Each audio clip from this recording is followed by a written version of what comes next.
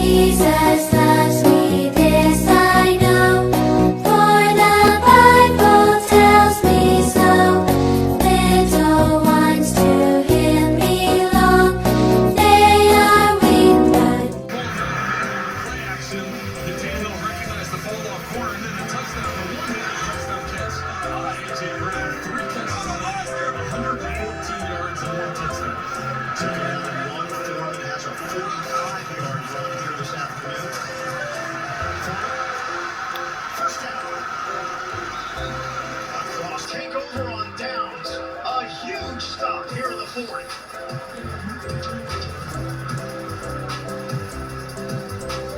The Cincinnati defense holds up. Henry didn't have a chance.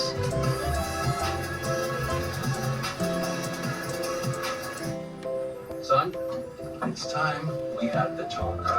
No doubt. T-Mobile has more 5G bars in more places, so even here I can use my new iPhone 13 Pro with 5G to share this video I made with your mom and sit back. Once again, excellent penetration by the Titans in the middle of the line. As a quarterback, you want room to step up in the middle.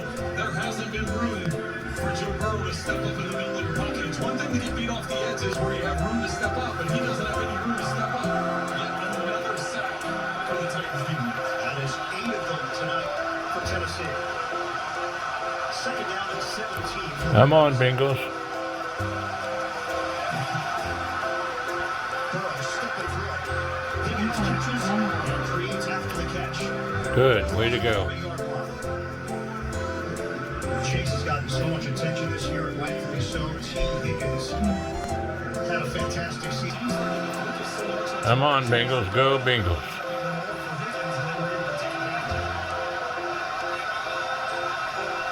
Third down and 4. Under 6 minutes to go. Burrow got a first down to Uzoma. To midfield. They pick up. Way to go, Bengals. Go, Bengals.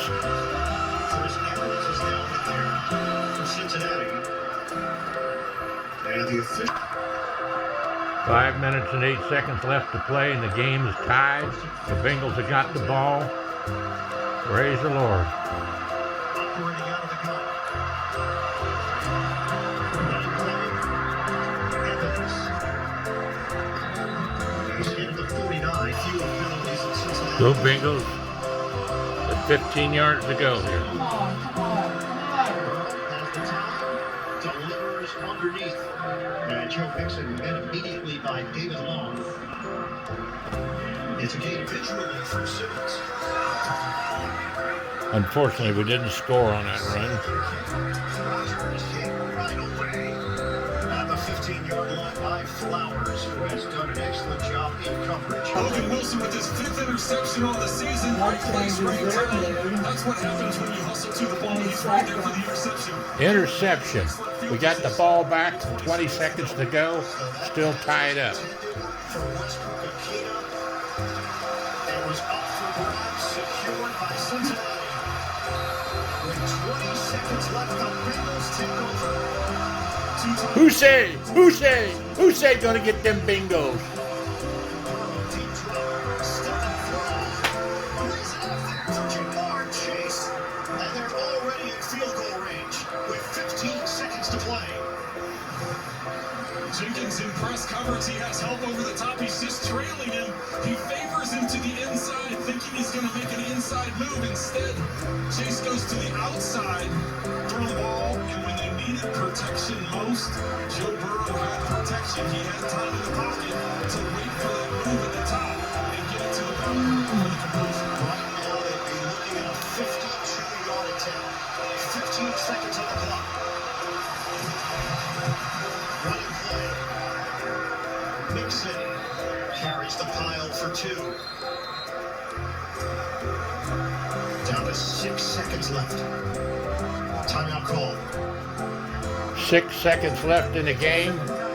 It all's going to come down to a field goal. State Farm postgame show is coming up. JB in the game back in New York. Let's all say a little prayer for the Bengals. And a rookie, Evan McPherson,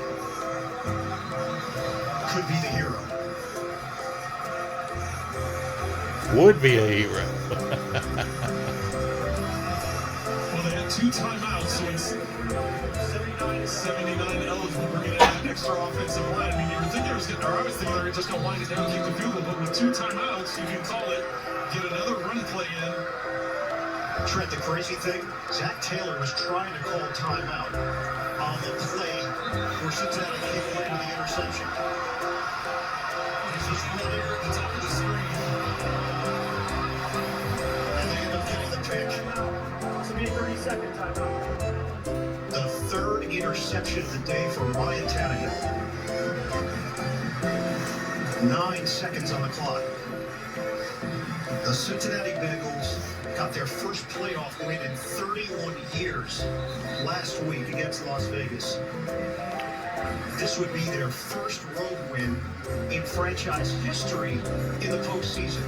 Tennessee trying to host the AFC Championship game for the first time in its team's history. Well, it's important to note 2 of the 3 interceptions by Tannehill were balls that were tipped up in the air and intercepted. Right now, it will be a 15-yard attempt. And Cincinnati not taking any chances. Clock stops. 3 seconds left. It's actually going to go down as a loss on the play. Please put 4 seconds on the game clock. 4 seconds. Evan McPherson has been perfect on the road this season. A 5th-round pick out of the University of Florida. Cincinnati takes its 3rd and final timeout. It's all come down to this kick And he's been a by McPherson.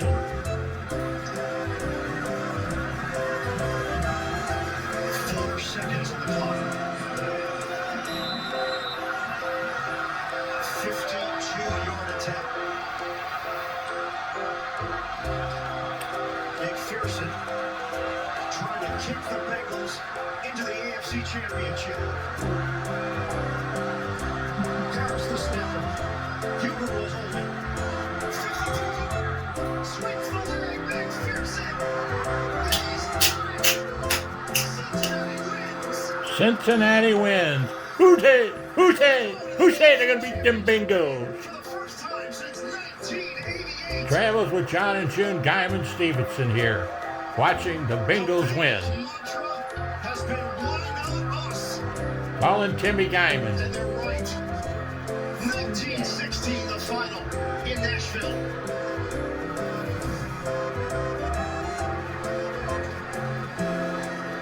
Here's the game winner by McPherson, who will be going on the road next week to either Buffalo or Kansas City to play in the AFC Championship game. What an outstanding season and performance by the rookie here in the playoffs. Hootie! Hootie! Hootie gonna beat them Bengals! Hootie! Hootie! Hootie gonna beat them Bengals! Like that. That is wonderful. So I am too. We are too. We're really happy for them. Wow. So we're thrilled. We're really thrilled about it.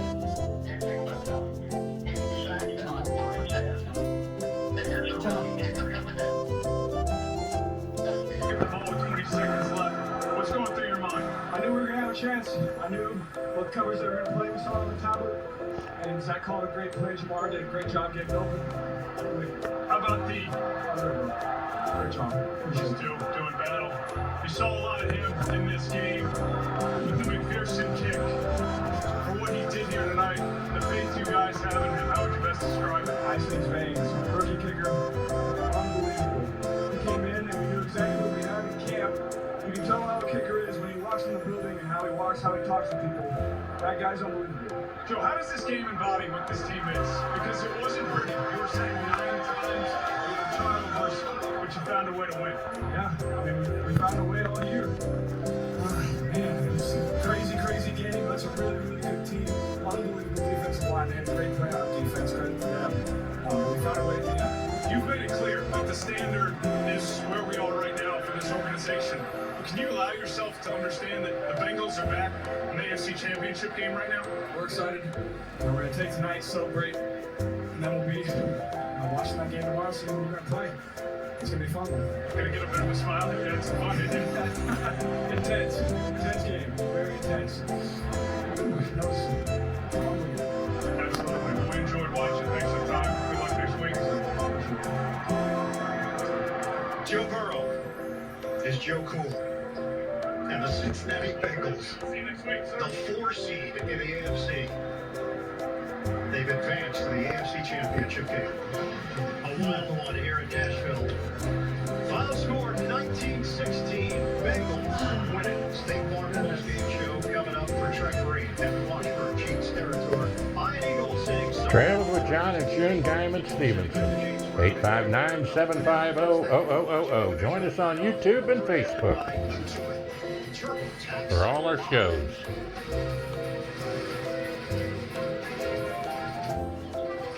It was indeed a struggle, and after overcoming their postseason record 9 sacks, Joe Burrow has led Cincinnati back to the AFC Championship.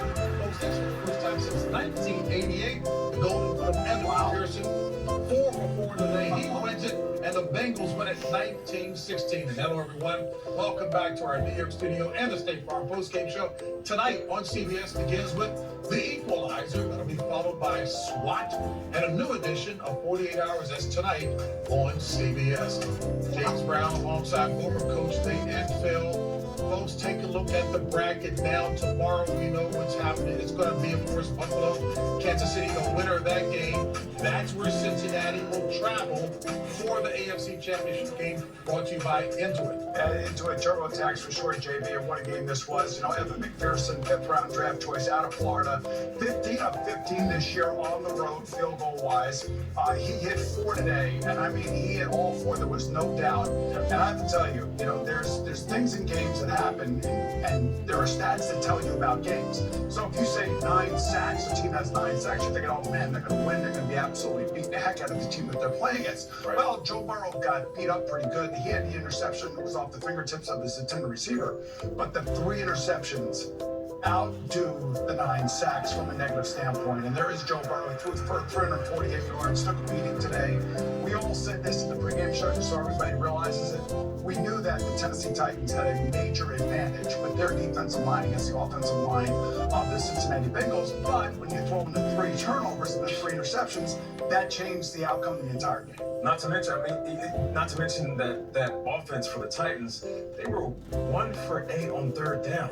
I mean, how do you expect to keep these drives going when you keep hurting yourself? I say it's so tough to beat your opponent when you're beating yourself all game long. And they just struggled offensively. Ryan Tannehill just couldn't catch a rhythm. He started to let it fly a little bit in that second half, but forcing that ball in there at the end when they're trying to get in field goal position, I don't understand that. If I'm driving down the field with moments left in the game, trying to put my team in field goal position, I am not throwing it to anybody other than A.J. Brown. You know, take a look at these key plays, Coach, and right here, I'll take you through this real quickly. Here comes Ryan Tannehill, and, you know, he throws this ball in, and he's tipped up. He had 2 deflected interceptions. The first play of the game was a bad interception, but ultimately, it leads to the Bengals going right down the field. Probably some pass protection there. He hits Jamar Chase. You know, what can you say about Evan McPherson, guys? He's the MVP.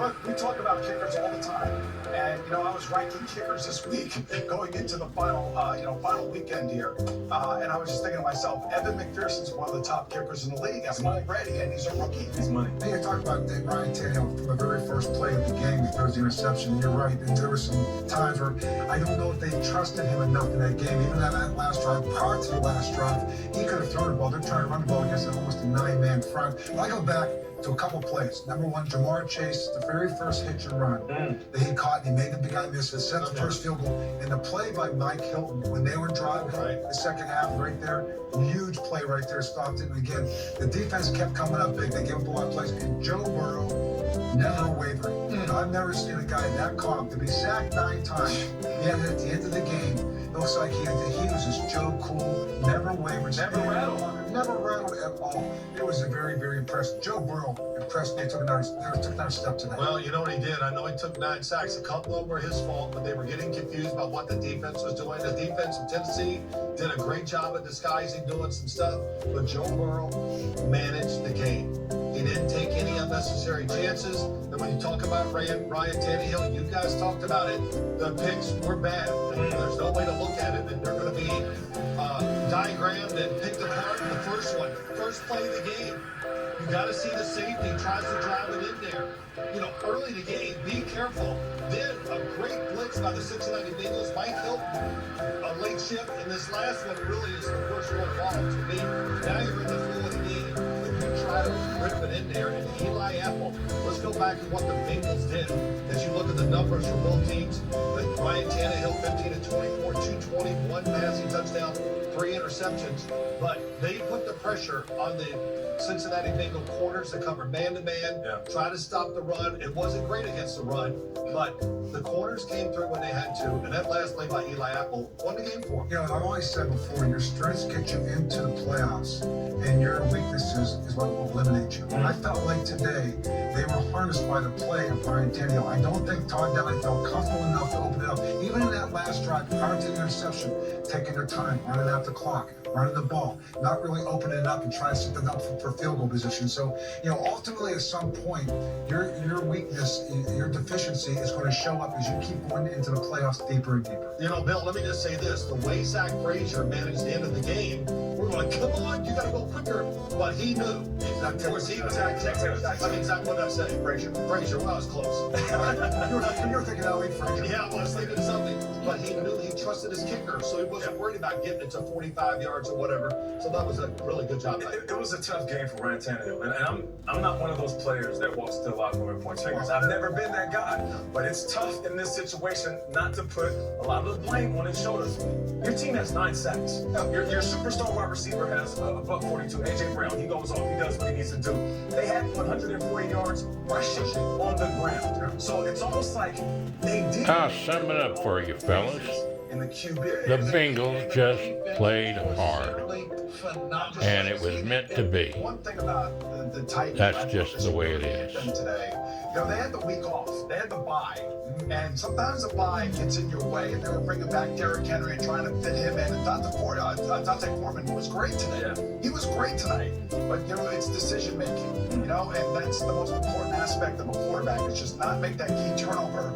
And when that key turnover happens late in the game like that, and then Joe Burrow just walks out there calmly and hits Jamar Chase. Hey, let me just come over that with Bill Cowher again. Bill, you talked about the significant step forward that Joe Burrow has taken. Elaborate on that. I mean, just his calmness. I mean, and you talk about this is they've never been here before, but he'll go back. He's wearing an LSU wristband. He's playing college. You look at this. You know what? And I've said this before. Sometimes a sack is not a bad thing. Instead of doing something and putting it in harm's way and throwing the ball in the air. How many times have we seen that with quarterbacks? We saw it last week.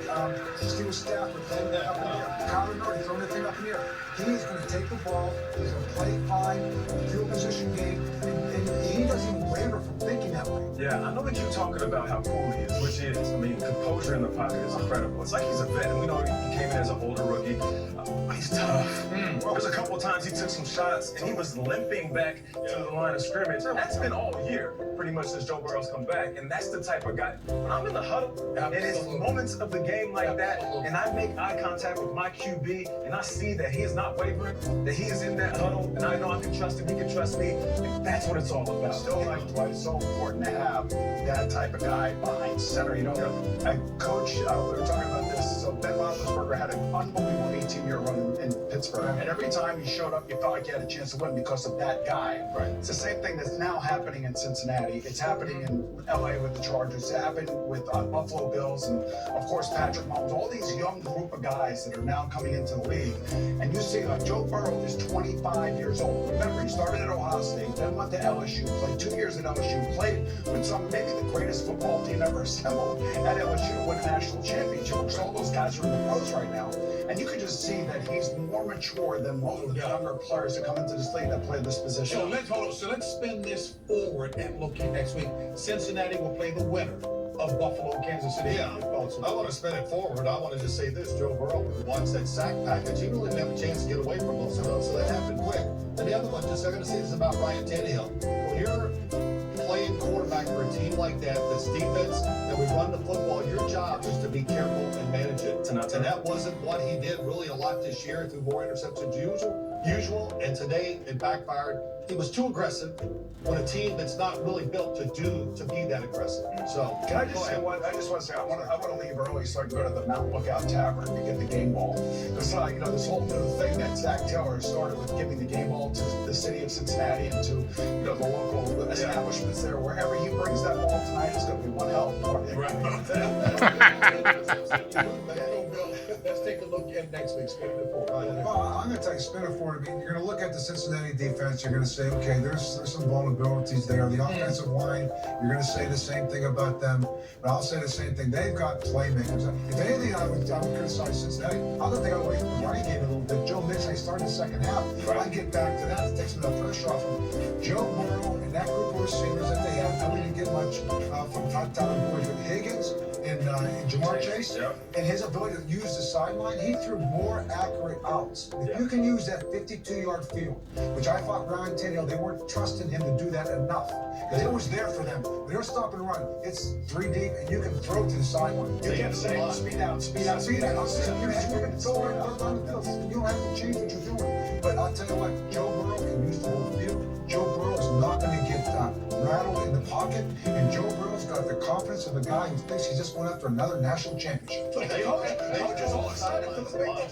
Hey, there's something new. I love seeing it because I love seeing a guy walking in, and I love to see what he represents. And you know what? In the biggest of stages, he continues to show up. He throws it to the sideline. They did it all year long, so today was no different. When you play single coverage back there, he's going to hit those outs. He never worries about that. The other thing is, when you look at the Cincinnati defense, yes, it's not overly talented, but they do change a lot from week to week. They have unique game plans, and they're willing to do it. They had their moments today, and it was a good job of the defense. Got one of the best nickelbacks in the National Football League in Mike Hilton. And you know what? That position has gone underrated for many years. There's many 3 receivers as we see in the league. Like that nickelback position, a guy that can blitz like he can blitz and kind of understand routes. Right. He's pretty impressive. Mr. Burrows. And what we do know is they're confident on the road. They are fearless. You know, at the beginning of the season, I thought to myself, it's a young team. You know, good job. I'm happy for the Cincinnati Bengals. Relevant again. I don't look at them like that. These guys are here, and they're here to stay. So whoever they play, I know they're going to walk in with the same type of confidence they did today. I thought Lou Anarumo, their defense coordinator, had a great game plan, especially in the first half. Yeah. You know, knew a lot of fire zones, a lot of fire blitzes, things of that nature, and they created 3 key turnovers. And ultimately, that's the difference in this game. Right. Just I know you got boys, but I don't want Leah on my case. Burrows. Oh, you got it right, JP. Hey, folks, and this thing for our post-game show continues after this.